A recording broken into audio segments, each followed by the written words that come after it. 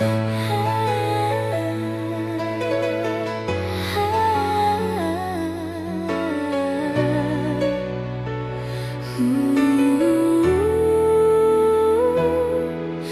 biyaya mo, O Diyos, ako ay may kapahingahan.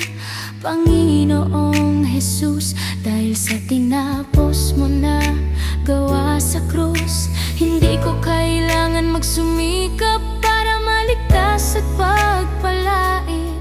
Ang kaligtasan ko ay nakaangkas sa'yo, Panginoong Jesus. Panginoong Jesus.